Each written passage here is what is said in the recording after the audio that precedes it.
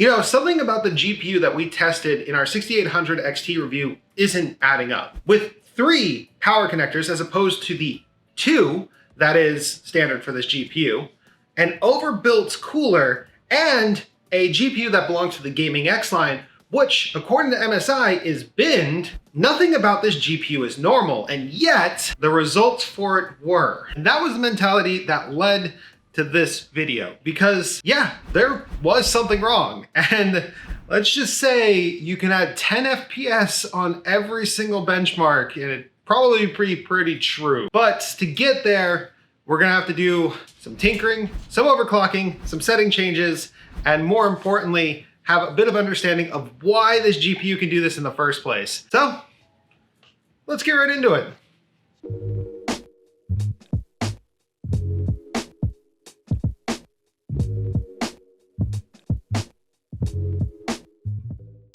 Hello and welcome. My name's Wolfie, you're watching GreaterThanPie, and today we're gonna be taking the 6800 XT to a completely different level than it was in my review just a week ago. Yeah, that's right. I literally decided to do this after I had uploaded my review because, well, something wasn't sitting right.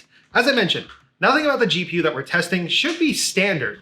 Despite it already performing very well, the truth of the matter is, as this GPU is, it should perform better than average. So we had to do some digging.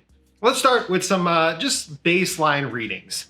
Now, the only thing that we've changed in here is we've enabled smart access memory, which is not on by default, but is something that's fairly easy to change and realistically should be changed when you're running a GPU like this with a CPU like this. If you've got a Ryzen 5000 series or higher, you really should have smart access memory on at all times, except on a few cases where games and applications have issues. During our review, we ran this GPU with rage mode enabled, and we said that this gives the GPU its best results. And that is because rage mode does something very specific. It allows the most power consumption by default and the highest temperatures, along with some of the most aggressive fan curves. The thing is, while this is the most aggressive, it's also the most aggressive for a standard GPU, meaning that there should potentially be some extra overhead that we can kind of squeeze out of it. All of this can be changed from the Radeon software settings, which is actually a really robust set of tools that you can use for GPU overclocking, undervolting, and even CPU overclocking on the right platforms. In the performance tab, there is a section over here that is for stress testing. We can actually use this to kind of look to see what's going on with our GPU. And when running the stress test, we actually did find some very interesting things. Without overclocking and just running the GPU through the stress test, it ran at 2,273 megahertz with a power consumption of 273 watts. The VRAM on it ran at 1986, which is actually consistent across all of our tests. We did not actually overclock our VRAM at all. And this had a junction temperature of 91 degrees, which came up in our review as well, and an actual temperature of 73 degrees, which is the rest of the die itself. The hotspot is at 91 degrees. Interestingly enough though, despite being at 91 degrees on its junction temperature, the fan speed stayed at 1698, which is actually kind of low. This reflects as a time SPI score of 19,780 on the GPU and a CPU score of 10,925. This gives us a combined score of 17,635. The average for this GPU and CPU combination is actually a 17,530, which means we are scoring above average, but only slightly above average. Now, if we enable rage mode, which is what we did in the benchmark, our junction temp doesn't actually rise at all. And our average temperature is about the same as well. Our power consumption goes to 287 watts, and our GPU clock goes to 2,317 megahertz. VRAM speed stays exactly the same, and our fan speed stays at 1612. Again, that fan speed seems low, doesn't it? Especially because the temp stayed exactly the same, yet we still gained 100 megahertz on the core. Weird, right? This does reflect in a GPU score of 20,002 in this specific run, with a CPU score of 10,720. The CPU score did drop a little tiny bit, but with a combined score of 17,702, realistically, we've made improvements by just turning a single switch on in the settings. But it still seems weird, right? That's when I found it. This GPU has a 0 RPM mode, but it's not just a 0 RPM mode. It's a 0 RPM and a low fan speed mode, meaning that when this is enabled, this GPU just will not spin up unless it's above a certain temperature threshold. And that temperature threshold is around 60 degrees Celsius. And it will just run at, well, 0 RPM, which is not a bad thing for noise. It's actually quite preferable to have a quiet cooler versus a not quiet cooler. The thing is though, simply by just disabling that 0 RPM mode and letting it actually go crazy, we dropped our temperature to 82 degrees on the junction temp, which is the hot spot. And the actual temperature was around 58 degrees, which means this GPU has thermal headroom.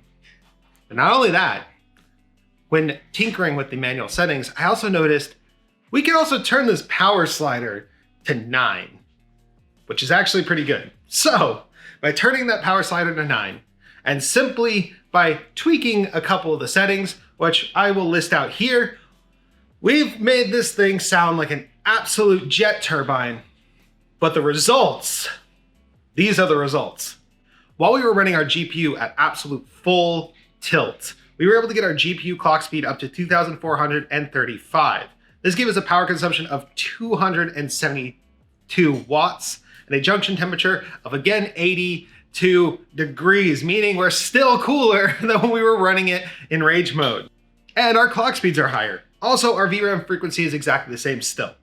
This took our fan speed though up to 2,861 RPMs during the time of the stress test, and this was about 68 degrees as the total temperature of the GPU. Now, in 3D Mark, this translates to a score of 20,248. The CPU score stayed around a 10,633, and this gives us a total score of 17,829. We could still go higher though, and that is because we haven't touched the CPU yet. Now you might be thinking, how is the CPU and the GPU related? Well, the answer is really simple. If the GPU goes faster than the CPU and the CPU isn't doing its job, then the GPU is going to be bottlenecked. So by simply overclocking our CPU by using the auto overclock button, we can probably get some sort of a result that is even better than the one that we've already got. And with a modifier of 0.2%, we were able to get a time SPI score with our GPU at 20,288, a CPU score of 10,873, and a total score of 17,957. We are so close to getting it all the way to 18,000, and a general improvement of almost 300 points just by overclocking alone. But I hear you, that is synthetics. And actually, that's a good point because let's just say the gaming benchmarks were even better and we scored even higher clocks on them. So Cyberpunk 2077 was probably our weakest showing with the actual clock speeds because it did stay pretty close, but we did gain an extra 10 frames per second. With FSR off, we gained 95.53 frames per second. And with FSR auto, which is my preferred way to play, it was 116.74 frames per second. Problem is, the PC did kind of sound like a jet engine the entire time, but hey, you know, power is power, and at any cost we will get it, right? Tiny Tina's Wonderland was another interesting example because Ultra ran at 140 frames per second. Ultra with FSR quality was 168 frames per second. This one also was able to hit 2,600 megahertz on the GPU. The limit is set to 2,750 because we couldn't quite get it up to 2,800. Forza Horizon 5, on the other hand, that one hit 2,701 on the GPU clock, and it ran at 138 frames per second. FSR took it up to 140 frames per second. It didn't want to go above that, no matter what I did. So we maxed out Forza, for the most part, on this GPU. And this does kind of raise some questions, doesn't it? Why would MSI ship this product knowing that it had more power? Why would the thermal limits be so restrictive? And more importantly, how is this GPU binned and yet set to clock so low? Well, the answers are actually really simple. You see, MSI most likely set it with a lower power target entirely to hit some sort of regulations, some goal AMD made, some minor inconvenience to the user, which they knew could be removed entirely by downloading MSI Afterburner, a product that they themselves make, and in the box of the GPU tell you to download. Additionally, since it's an AMD GPU, the functions to do it are built right into the AMD software, so you don't really need MSI Afterburner to get these results. The reason that it was not set to be loud by default was entirely for review purposes and, of course, consumer purposes. Most people want a quiet GPU. And because you can get most of the way there without even having to disable the quiet functions of the GPU, well, it's in place for a good reason. This is not practical for most people, despite it being stable, like actually stable to run. It's loud. It's got a lot of power consumption. We actually peaked close to 300 watts on multiple occasions when gaming benchmarks were being done. So realistically, it's not practical to run this GPU like this all the time for most people. So most people aren't even going to notice. Most people won't even notice the difference in the performance. The only reason I did was because I've had a lot of GPUs over the years. I've had the 5700 XT. This is the 6800 XT. I've had the 6700 XT. On NVIDIA, I've got a 3060. I have the 2060, and I had the 1080 also on NVIDIA, along with an RX 580 and RX, what was it? It was an RX 480 and a 380, I think. And even an ATI GPU. So I've had enough GPUs over the years that I know what should happen when you get one like this. So despite it being binned, despite it having this overbuilt cooler, despite it having an extra power connector, MSI erred on the side of caution, knowing that the only people who would ever notice this are people like me who do this for fun and would tinker with it anyway. Now, is this the way I'm going to run this GPU in the future? No, absolutely not. And the reason for it is, well, listed above. It's loud, it's power hungry, and well, it's not super hot. It's actually running cooler than it did before. This mode is definitely going to be reserved for extreme benchmarking only. And I think that that's probably where something like Rage Mode, which we also demonstrated in this video, comes in. You can enable Rage Mode on this GPU and it's completely fine. It stays quiet, and for the most part, it gets us most of the way there. So without even having to tinker with custom settings, you can get most of this performance.